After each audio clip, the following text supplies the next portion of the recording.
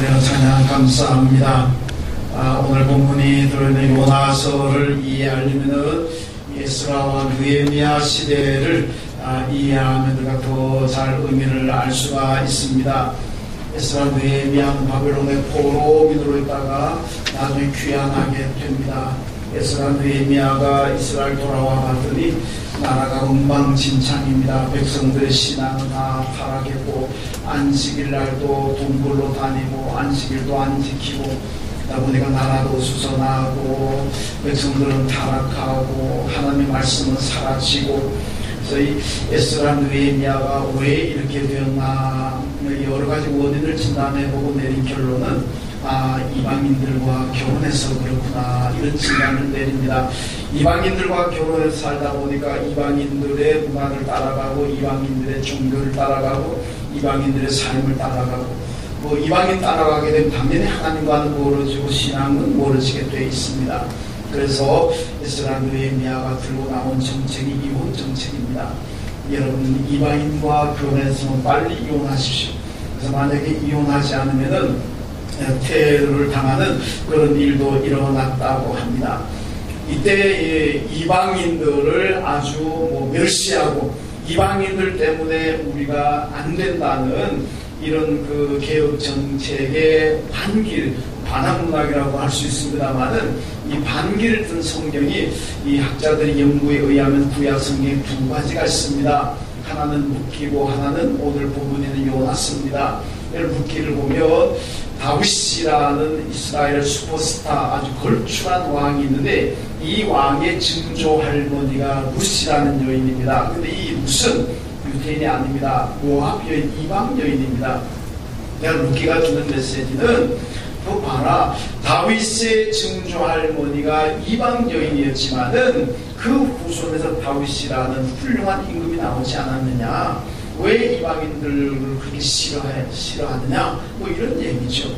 그 다음에 오늘 본문에 있는 이 요나서 같으면은 요나가 하나님께서 요나에게 너는 지금 아시리아의 수도인 니느웨로 가서 구원의 소식을 선포하라, 말씀을 선포하라. 그러니까 요나가 안 가잖아요.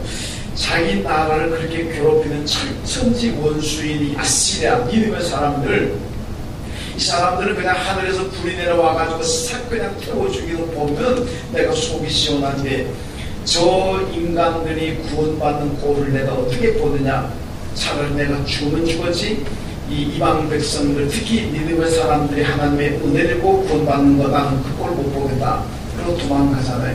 근데 하나님께서 강제로 애들 끌어다가 니느웨를 가서 하나님 말씀을 선포하게 되고, 그리고 하나님 말씀을 들었던 니느웨 백성들이 임금으로 시작해서 동물에 이르기까지 전부 다 회개하는 역사가 일어나게 되고 하나님께 구원을 받습니다.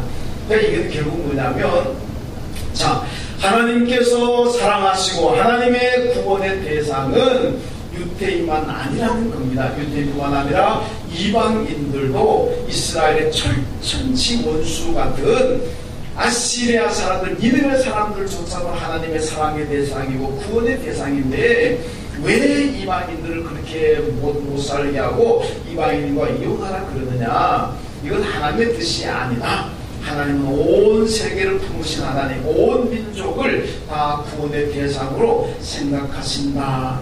그래서 반기를 들고 나왔던 것이 바로 요나서라고 할 수가 있습니다.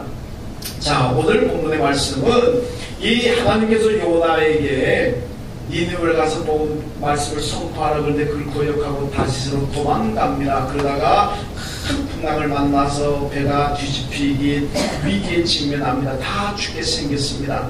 그러니까 선장이 돌아다니면서 전부 다 그 배 탄 사람들에게 당신이 믿는 신에게 기도하세요. 당신이 믿는 신에게 기도하세요. 그리고 다니는데 보니까 이 요나라는 사람이 아직 잠을 자고 있습니다. 그래서 그냥 바로 아마 성경에 기록은 없지만 바로 한번 잤을 것 같아요. 그냥 일어나라고. 너도 빨리 너가 믿는다고 하는 거 하나님이 빨리 기도해라. 우리 다 죽게 생겼다. 선자로부터 기도하라는 그런 얘기를 듣습니다. 그래서 나중에 이제 과정을 거쳐서 제비를 누구 때문에 이 풍랑이만 일어났느냐. 제비를 보았더니 요나가 걸려고 요나가 바다에 던져졌습니다. 바다에 던져진 요나를 큰 물고기가 물고기가 삼켰다 그랬습니다. 이제 그래서 요나가 물고기 뱃속에 들어가 있습니다. 자, 오늘 읽은 본문 2장, 요나서 2장의 말씀은 이제 물고기 뱃속에 들어가 있는 요나의 믿음을 우리에게 보여주고 있습니다. 물고기 뱃속에 들어가 있는 요나가 어떤 모습을 가지고 있느냐, 어떤 신앙을 가지고 있느냐, 그것을 우리에게 말씀해 주고 있습니다. 오늘 말씀 보면 이 요나가 있는 물고기 뱃속, 이걸 스월이라 그렇게 얘기합니다. 이 스월이라는 것은 바로 히브리어인데 지옥이라는 뜻입니다. 그러니까 요나는 지금 물고기 뱃속에 있는 것이 지옥과 같다는 것, 지옥 같은 정말 절망적인 이 상황에 처해 있다는 것을 지금 보여주고 있습니다. 여러분, 유명한 역사가인 아놀드 토인비가 인류 역사를 도전과 응전으로 해석을 했습니다. 이게 무슨 얘기냐면 인류 역사는 국가도 마찬가지고 인류 역사도 마찬가지고 개인도 마찬가지고 외부에서 도전이 많이 옵니다. 계속 도전이 옵니다. 이 도전이 왔을 때 어떻게 응전하느냐, 응전을 잘하게 되면 발전하는 것이고 응전을 못하게 되면 퇴보한다는 겁니다. 저는 지금 우리나라를 위해서 많이 기도해야 되고 또 대통령을 위해서 많이 기도해야 됩니다. 왜 그러냐, 우리나라에 지금 한반도에 오는 이 도전이 얼마나 많습니까? 많은 도전들이 있습니다. 북한에서 자꾸 핵미사일 쏘아대지요. 언제 전쟁 날지는 미국이 언제까지 참을지는 모르겠습니다만은 가다가 전쟁 날 수도 있잖아요. 중국은 사드 배치하지 말라 그러지요. 또 미국 쪽은 해라 그러지요. 우리는 여기만 중간에 어정쩡해 있죠. 이 얼마나 많은 도전이겠습니까? 국내, 국외적으로 도전이 참 많습니다.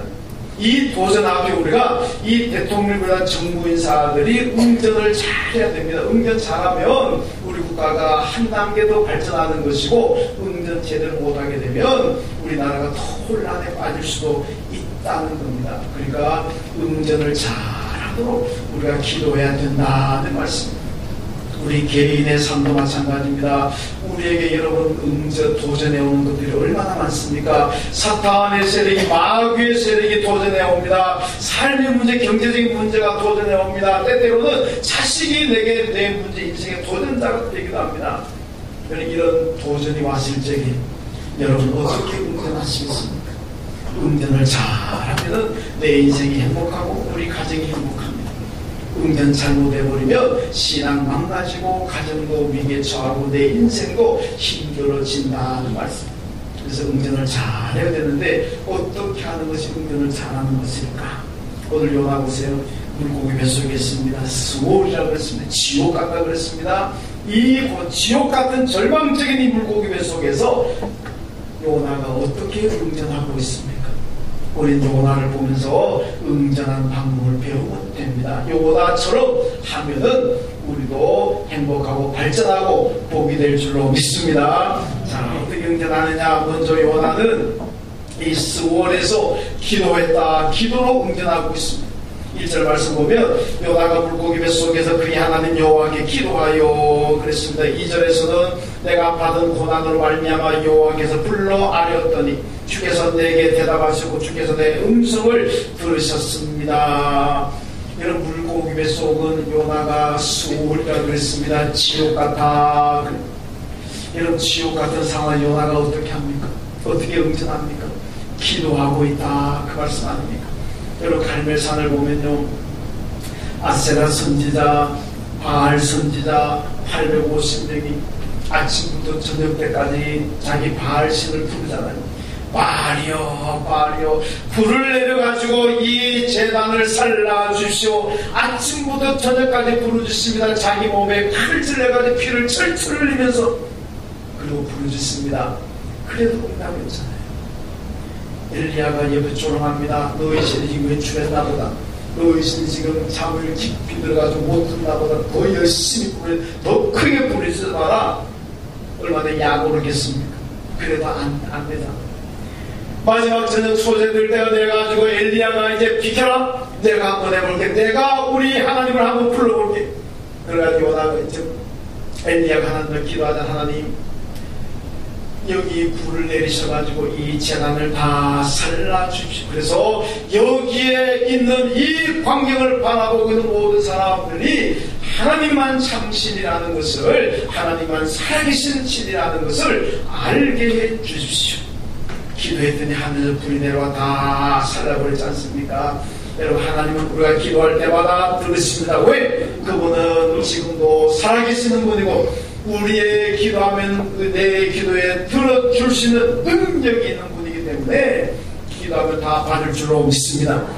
여러분, 저한테 제 이름으로 아무리 간구해도 되는가? 왜? 저는 여러분들의 기도를 들을 수는 있지만은 해결할 능력은 저에게는 없습니다. 그러니까 그런 분도 안 계시지만은 저한테 와서 백날 얘기해봐도 저는 능력 없어 못 들어줍니다. 그러나 하나님 신이시고 능력이 있기 때문에 우리가 기도할 때마다 내 기도에 내 소원을, 내 소망을 다 이루어주시고 응답하실 줄로 믿습니다.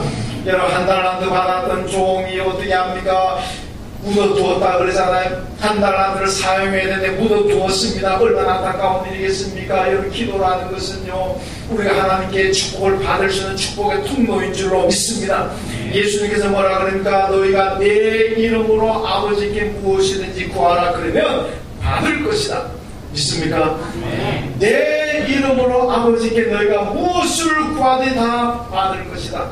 우리가 하나님 앞에 기도하면 하나님 다 응답해 주시다는 말씀입니다. 그러므로 이 기도라는 것, 하나님을 만나는 것, 하나님의 축복을 받을 수 있는 축복의 통로입니다. 이 특권, 이 복을 하나님 우리에게 주셨는데 그걸 땅에다 묻어두고 사용하지 않는다면 얼마나 안타까운 일이겠습니까?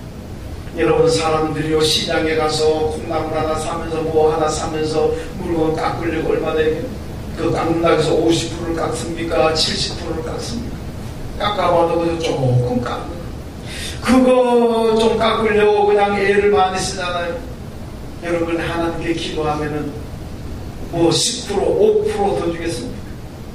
하나님께 기도하면은요 30배, 60배, 100배 축복을 주실 줄로 믿습니다. 그러니까 우리는 그 하나님께 와서 기도하라는 얘기입니다. 여러분, 기도하면 하나님과 응답할 수 있는 능력이 있습니다. 그래서 요나가 뭐라 그럽니까? 하나님께 내가 기도했더니 하나님이 내게 대답하셨다. 하나님이 내 음성을 들으셨습니다. 그리고 하나님이 내 생명을 구덩이에서 건지셨습니다. 이렇게 오늘 요나가 고백하고 있지 않습니까? 이런 기도에 결과합니다. 왜 어떤 사람이 기도하는데 어떤 사람은 기도하지 않습니까? 하나님께 소망을 두는 사람은 기도합니다. 하나님께 소망을 두지 않으면 기도하지 않습니다.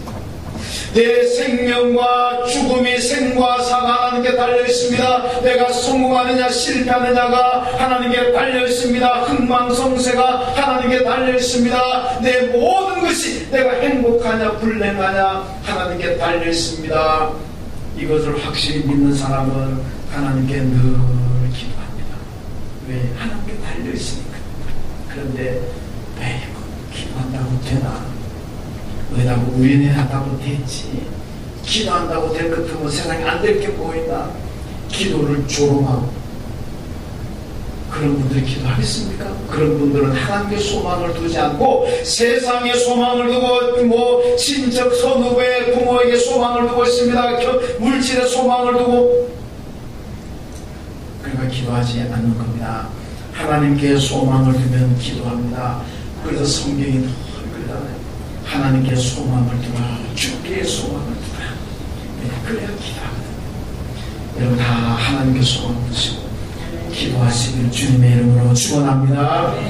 여호수아 11장 보면요, 여호수아가 가나안 땅 들어가서 가나안 땅을 정복해가지고 여러분 그 당시로는 최첨단 무기라고 할 수 있는 말과 병거를 빼앗습니다. 여러분 그 당시에 말과 병거의 전차라는 얘기인데 이 전차는 전쟁 무기 중에 그 당시 최고의 무기 아닙니까?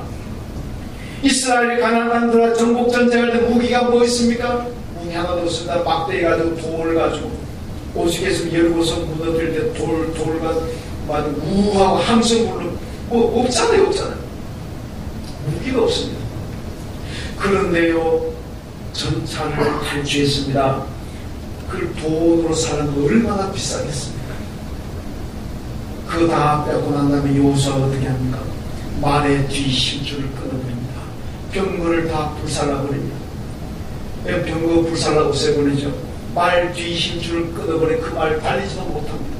그 말 그런 것은 무용지물입니다. 왜 그렇습니까? 그 중요성을 여호수아가 몰랐습니까? 압니다. 그런데도 불사르고 힘줄을 끊는다는 것은 오직 하나님만 의지하겠다는 겁니다.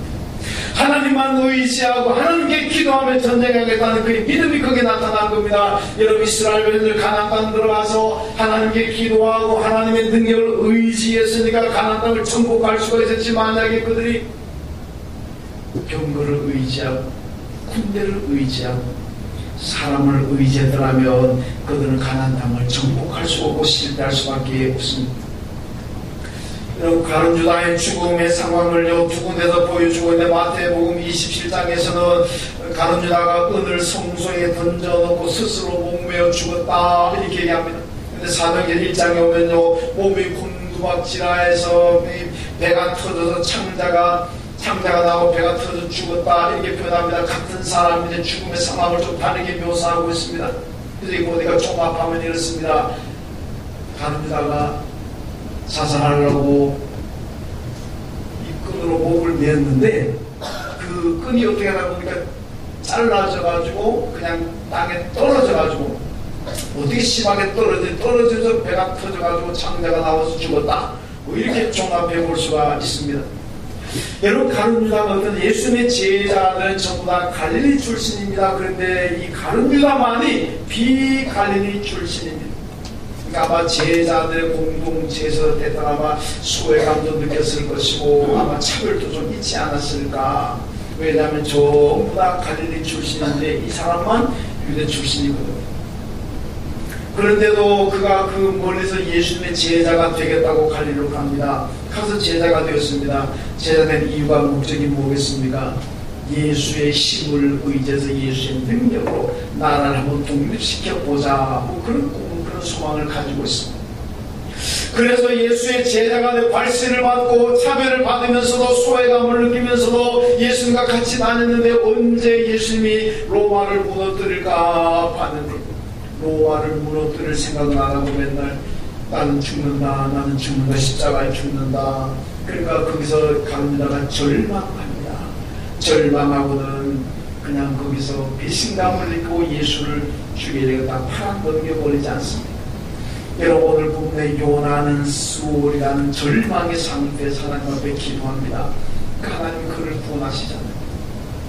가룟 유다는 절망의 상태에서 여러분 기도하는 것이 아니라 화풀이합니다. 분풀이합니다. 보복해버립니다. 그러니까 그 인생이 불행하게 비극적으로 끝나지 않습니까? 여러분, 오늘 우리가 여러분이 살아가는 삶이 오늘 요나처럼 수월과 같습니까? 환란이 있습니까? 곤고가 있습니까? 괴로움이 있습니까? 누구도 원망하지 말고 요나처럼 하나님께 여러분 구원하시고 여러분 모든 문제를 해결하시고 여러분들의 평안을 주실 줄로 믿습니다. 그리고 또 하나는 요나 수월에서 성전을 바라보고 있습니다. 오늘 4절에 보니까 내가 말하기를 내가 주의 목전에서 쫓겨났을지라도 다시 주의 성전을 바라보겠나이다 그럽니다. 요나가 물고기 배 속에서 성전을 바라보고 있습니다. 참 대단한 건데요. 그 당시에 뭐 나침반이 있었겠습니까?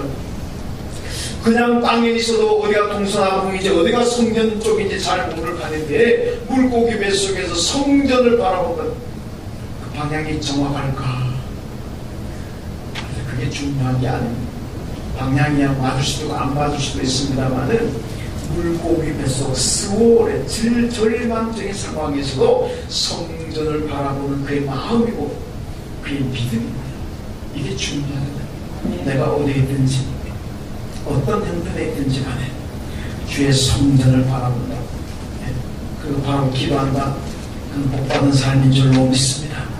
에스겔에서 48장 보면요, 에스겔이 바벨론 포로로 인해서 환상을 보게 되면 그 환상 가운데 어떤 환상이 나옵니까? 여러분, 이스라엘 공동체가 있는데 그 공동체의 중앙에는 성전이 서 있는 환상을 봅니다. 그래서 나중에 이스라엘이 다시 그 바벨론에서 이스라엘로 귀환할 때 보면요, 전부 다 말씀이 그겁니다. 너희가 가서 어디서 가서 살든지 간에 맨 중앙에는 성전을 세우고 성소를 세우라. 그래서 어디서 보든지 간에 성전이 보이도록 하라. 그게 에스겔 환상에 나오는 하나님의 명령입니다. 그래서 바벨론 포로에서 돌아온 백성들이요, 성읍을 형성하고 마을을 형성하고 촌락을 형성할 때 보면 항상 성전이 중앙에 있습니다. 성전을 중심으로 그들이 살고 있습니다. 왜 그렇겠습니까? 언제나 성전 바라보라는 하나님의 메시지입니다. 힘들 때든 즐거울 때든 어떤 절망적일 때든 희망적일 때든 불문하고 성전을 바라보아라 말씀입니다. 여러분, 성전을 바라본다는 것은 하나님 앞에서 산다는 의미고 하나님께서 나를 보고 계신다는 의미입니다. 이걸 코람 데오라 그러잖아요. 이 라틴어 코람 앞에서 데오 하나님 앞에 산다는 거 아니겠습니까? 그래서 여러분, 누가 성령 충만한 사람이냐? 언제나 하나님이 나를 보고 계신다는 것을 믿고 하나님 앞에서 내가 산다는 것을 믿고 사는 사람들이 성령 충만한 그 외에 죄를 멀리하니까. 이게 대표적인 사람이 요셉 아닙니까? 보디발야, 내가 이 집에 너하고 나하고 단 둘밖에 없다. 근데 요셉 뭐라 하는가? 아닙니다. 사람은 당신하고 나하고 바뀌고 모든 사람이 없지만 하나님께서 나를 보고 있습니다. 내가 지금 하나님 앞에서 살고 있습니다. 그런데 어떻게 내가 그 큰 죄를 지을 수가 있습니까? 이런 바로 요셉이 코람데오의 삶을 살았습니다. 하나님 앞에 있다는 것. 아담과 하와는 동산 중앙에 선악과가 있어야 있습니다. 그 선악과를 바라보았더라면 하나님의 말씀을 생각하고 죄를 안 지었을 겁니다. 그런데 그 선악과를 바라보지 않으니까 하나님 말씀을 잊어버리고 기억도 못합니다. 그러다가 죄를 지어서 여러분 쫓겨나지 않습니까? 항상 성전을 바라보는 사람은 죄를 멀리하게 됩니다. 성전에 어떤 곳입니까? 역시 에스겔 47장에 보면 성전 환상이 나오잖아요. 성전에서 흘러나오는 물이 닿는 곳마다 죽었던 것들이 살아납니다. 성전에 흘러나오는 물이 닿으니까 죽었던 고기가 살아나고 죽었던 생물이 살아나고 죽었던 나무가 살아나고 이런 기적이 일어납니다. 여러분, 성전에 흘러나오는 물이 무엇을 의미합니까? 성전을 통한 하나님의 말씀입니다. 하나님의 말씀을 통해서 죽었던 생명이 살아나고 시들시들해져가는 내 영혼이 건강해지고 살아나게 될 줄로 믿습니다.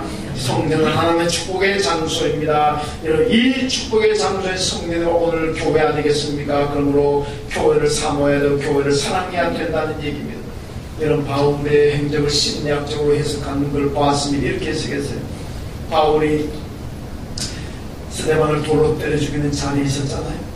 스데반을 돌로 때려 죽이면 스데반이 죽으면서 어떻게 해야 되겠습니까? 괴로워야 되고 고통해야 되고 너무 아프다고 자기를 돌로 치는 사람들 향해서 원망하고 저주하고 증오하고 예라이 300원 배를 하든지 별 안 맞아 죽으라든지 뭐 좌우지간 이 죽어가면서 스데반이 그렇게 막 화도 나고 그냥 고통스러운 얼굴하고 뭐 이래야 되는데 이 바울이 그때 사울이죠. 사울이 보니까 너무 평안하게 죽는 거예요. 천사의 얼굴 같다 그러잖아요. 오히려 자기를 돌로 때린 사람을 하나님이 기도하면서 저들을 용서해 주십시오 이러거든요. 이 바울이 정말 환장을 하거든요. 바울이 미칠 정도예요. 돌아볼 정도 아니겠습니까? 아니 돌에 맞아 죽으면은 저주하고 증오하고 그 입에서 그냥 막 아프다고 고통하고 괴로워야 되는데 그 나중에 바울이 사람 그게 생각난다. 그게 보니까 자기 양심의 소리를 듣습니다. 네가 의인을 주겠다, 네가 의인을 주겠다. 그 내면에서 들려나오는 양심의 소리를 들으니까 바울이 얼마나 괴롭겠습니까? 여러분, 세상 사람들은 이렇게 양심의 소리가 들린다든지 이렇게 하고 괴로울 때 어떻게 하겠습니까? 술로 달래는 게 아닙니다. 맨날 술 마시면서 그 잊어버리려고 합니다. 아이고 괴롭다, 술이나 마시자. 그러니까 술로 그냥 잊어버리려고 그러잖아요. 근데 바울은 엄격한 바리새파 사람인데 술을 마시겠습니까? 술을 안 마시니까 맨정신으로 살아가는데 그게 생각 얼마나 괴롭겠습니까? 그러니까 바울은 어떻게 자기 마음을 달래고 어떻게 그거를 이겨나가려고 하냐? 더 많은 예수 믿는 사람 잡아 죽이려고. 그래서 더 막 악이 많습니다. 그래서 나중에는 예루살렘에 있는 사람들만 죽여가지고는 성이 안 찹니다. 그래서 다마스커스까지 걸어서 일주일은 걸리는 거리인데, 일주일 걸리는 거리를 가서 예수쟁이를 잡아 죽이려고 가지 않습니까? 악에 바쳤습니다. 가다가 중간에 빛을 만나게 되고, 그리고 예수 음성을 듣습니다. 사울아 사울아 내가 왜 나를 비방하느냐? 당신은 누굽니까? 나는 네가 비방하는 예수다. 여러분, 바울은요 사실은 예수쟁이들 핍박하고 죽이려고 했습니다. 그의 교회들을 핍박했습니다. 근데 예수를 직접적으로 핍박하진 않았습니다. 그런데 예수님께서 교회와 당신을 통일시했습니다. 네가 예수 믿는 사람 잡아 죽이고 네가 교회를 핍박하는 것, 그건 곧 나를 핍박하는 거다. 예수님은 교회와 자신을 통일시했습니다. 여러분, 예수 중심의 신앙이 바로 교회 중심의 신앙입니다. 왜? 예수님과 교회는 동일합니다. 예수가 바로 교회라는 말씀입니다. 그러므로 교회를 바라보고 사모해야 됩니다. 교회에 드리는 모든 예배를 소중하게 생각해야 됩니다. 여러분, 성전을 바라보고 성전을 사모하는 거잖아요. 축복의 장소고 구원이 거기서 나옵니다. 그래서 어거스틴이 교회밖에는 구원이 없다고 그랬어요. 교회를 떠나서는 구원이 없습니다. 이 교회를 통해 하나님께 우리에게 구원을 주시고 우리에게 복을 주시고 은혜 주시는 줄로 믿습니다. 언제나 교회 중심으로 성전 중심으로 살아가야 됩니다. 그러면 내 삶이 오늘 요나처럼 수월과 같은 상황일지라도 거기서 하나님의 축복을 받고 은혜를 받을 줄로 믿습니다. 그리고 또 하나는 요나는 수월에서 감사합니다. 오늘 9절에 보니까 나는 감사하는 목소리로 주께 제사를 드린다 이렇게 말씀합니다. 여러분, 수월 지옥 같은 곳에서 내 형편의 삶이 지옥 같습니다. 이런 삶에서 절망적인 상황에서 감사가 나온다는 것은 쉬운 거 아닙니다. 우리 기독교는 감사의 종교입니다. 왜 감사의 종교냐? 여러분, 구원받고 영생 얻는 것이 내 힘으로 된 것 아닙니다. 내 공로가 아닙니다. 이거는 전적으로 하나님의 은혜고 예수 십자가의 보혈의 공로인 줄로 믿습니다. 어떤 종교처럼 자녀 구원이 아닙니다. 내 힘으로 내가 도를 닦아서 구원받는 것 같은 감사할 필요 없습니다. 그러나 우리는 나는 아무것도 할 것 없습니다. 하나님 문제가 우리 주님이 나를 대신해서 십자가에 죽어주셨기 때문에 내가 구원받았습니다. 그러니까 우리는 하나님 앞에 늘 감사해야 될 줄로 믿습니다. 감사가 없는 신앙은 그 신앙이 아닙니다. 출애굽기를 보면요, 출애굽의 1세대들 애굽에서 나올 때 20세 이상 된 사람들이 여호수아와 갈렙을 제외하고는 가나안 땅에 아무도 들어가지 못했습니다. 왜 못 들어갔습니까? 감사하지 못했습니다. 맨날 불평하고 뭐 물었다고 불평하고 힘들다고 불평하고 먹을 것 없다고 불평하고 뭐 좀 맨날 똑같은 것만 주느냐고 불평하고 맨날 감사를 몰라요. 감사를 몰라. 그러니까 결국 가나안 땅 아무도 못 들어가고 광야에 다 죽었지 않습니까? 여러분, 우리는 감사해야 됩니다. 어떨 때 감사할 수 있습니까? 내가 있는 거 가진 것 생각하면 늘 감사할 수가 있지만 없는 것 생각하면 너무 불평하게 됩니다. 왜 저 사람은 있는데 왜 내겐 없느냐? 저 사람은 저런 거 있는데 왜 나는 없느냐? 그 불평밖에 더 나오겠습니다. 하나님, 이거 있습니다. 저거 있습니다. 이것도 있네, 이것도 있네. 있는 것 생각하면 하나님 앞에 늘 감사가 나오지 않겠습니까? 이런 불평하는 사람들은요, 밑도 끝도 없이 불평이 습관화되어 있습니다. 부모 잘못 만난 거 불평하고, 자식 불평하고, 무슨 뭐 이 사회를 불평하고, 국가를 불평하고, 누구 때문에 맨날 불평이 습관화되어 있는 상습 불평자들. 그러니까 나중에 뭐가 지나죠? 불특정 다수의 문제라는 걸 하잖아요. 얘가 힘든 거, 뭘까, 너도 죽으면 나도 다 같이 죽죠. 얼마나 위험하고 불행한 생각이겠습니까? 여러분, 불평하는 사람들 치고 미안하지만 제대로 된 사람도 없습니다. 인격이 성숙한 사람들은 감사합니다. 인격이 성숙하지 못한 사람은요, 감사하지 불평합니다. 여러분 보세요. 나가서 사람들 내가 모르는 처음 만났더라도 그 사람이 이래저래 감사합니다. 감사합니다. 그러면은 처음 만났지만 참 좋은 사람이구나. 처음 만났는데 한국 때 때문에 또 누가 때문에 또 이 빌어먹을 세상으로 그러면 속을 아이고 당신도 참 불행한 사람이구나. 그렇게 되지 않습니까? 이런 감사할 때 감동이 있습니다. 제가 서울에 있을 때 어떤 권사님이 있었는데 그 권사님 아들 레오가 저 진주에 살았습니다. 이 아들 레오는요, 이 며느리가 자기 남편 생일 때만 되면요 음식을 이만큼 해가지고 진주에서 서울까지 와서 시어머니한테 갖다 드립니다. 어머님, 우리 남편 낳아서 여기 길러주시고 저하고 결혼하게 해서 감사합니다. 여러분, 그런 며느리 잘 있습니까? 저는 그런 며느리 처음 하고 처음 들었습니다. 그 권사님은요, 자기 며느리가 남편 생일 때가 음식 만큼 싸우고 항상 저를 부릅니다. 목사님 신방 와주세요. 그 권사님 신방 오라 그러면 저는 가면 맛있게 먹겠구나. 음식 많이 했겠구나. 가면 틀림없이 음식 싸워. 근데 그 며느리 이름이 정서옥입니다. 예, 웃는 분들은 좀 많을까 보고.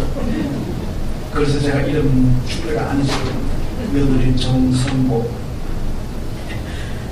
여러분, 얼마나 감동입니까? 감사하잖아요.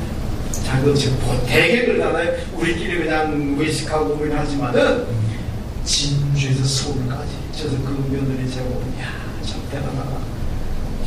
훌륭한 며느리보다 감동이잖아요. 여러분, 저는 이제 감사하면 그게 감동이 있다는 게. 시편 57편 보면 다윗이 아둘람굴에 숨었습니다. 사울이 죽이려고 하니까 아둘람굴에 숨었는데 그게 아둘람굴에 다윗이 단 얘기를 듣고 전국에 400명의 사람들이 모여드는데 성경이 400명의 사람은 뭐라는지 압니까? 혼란당하고 빚진다. 요즘 하는 신용불량자들입니다. 이런 망한 사람들, 별 모르는 사람들, 사회에서 쓰레기같이 취급받는 사람들, 소외돼서 이런 정말 별 모르는 이런 사람들이 모여들었습니다. 여러분, 다윗이 불평할 수 있잖아요. 아니, 하나님, 나를 내 장래를 기약하려면 좀 배운 사람, 좀 똑똑한 사람, 돈도 있고 뭐 지식도 있고 뭐가 영향력이 있는 사람들 내게 보내주시지. 이딴 사람들 보내놔보고 어떻게 하라는 거면 내가 이들에게 힘을 얻는 것이 아니라 내가 이들 뒤치다 거려다가 내가 지치파는 하나님 왜 이런 사람들을 보냈습니까? 그게 불평할 수도 있잖아요. 그런데 다윗은 불평하지 않습니다. 어떻게 합니까? 주여, 내가 만민 중에서 주께 감사하오. 문나라 중에서 주를 찬송하리라. 비록 사회에 버림받는 사람들, 무익하게 보이는 사람들이 모였지만 하나님 앞에 감사하고 하나님께 찬양했습니다. 그 결과가 어떻게 되었습니까? 나중에 이 사람들과 함께 다윗 제국을 만들었습니다. 다윗 제국을 건설하지 않습니까? 여러분, 감사하니까 하나님께서 축복하신 줄로 믿습니다. 예수님께서 빈들에서 말씀을 전하는데 모였습니다. 여자와 아이를 제외하고 5,000명이라 그러니까 다 합치면 아마 2만 명은 될 거예요. 이제 전부 다 밥때가 되었는데 배가 고픕니다. 그 먹을 것을 줘야 되는데 먹을 게 없나 찾아봤는데 어떤 아이가 도시락 하나 가지고 나왔습니다. 보리도 5개, 물고기 2마리, 고달라 이런 2만 명 되는 사람이 모이는데 그 보리도 5개, 물고기 2마리가 무슨 누구에 갖다 붙이겠습니까? 그 정도 같으면 아이고 하나님 장난합니까?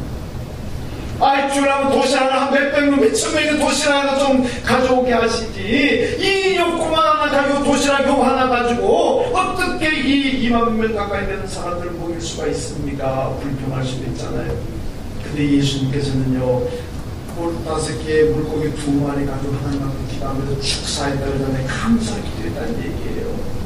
하나님 감사합니다. 야, 누가 보면 웃기는 소리가 있잖아요. 아니 2만 명 되는 사람 앞에 물고기 2마리, 보리도 5개, 그가 뭘 감사하는가? 그런데 감사하니까 어떤 일이 벌어집니까? 실컷 먹고 배부르게 먹고 12강들이 남았더라.